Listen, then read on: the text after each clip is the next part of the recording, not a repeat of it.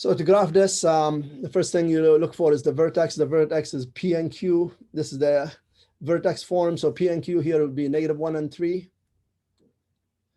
You always change the sign of P. The axis is symmetry. X equals P. So P is this value here. So X equals -1. Now you go ahead and plot your vertex at -1 and 3.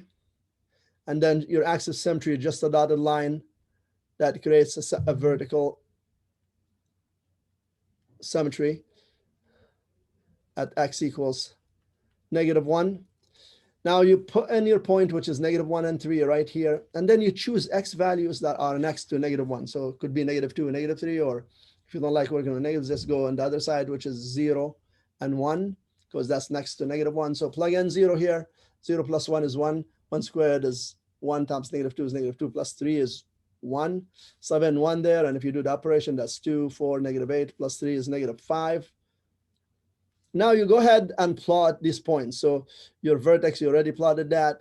Now you have 0 and 1, which is right there. This is the axis symmetry, so reflect it into the axis symmetry. And then you have 1 and -5, which is right there.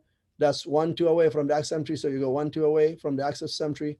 And then you have your graph.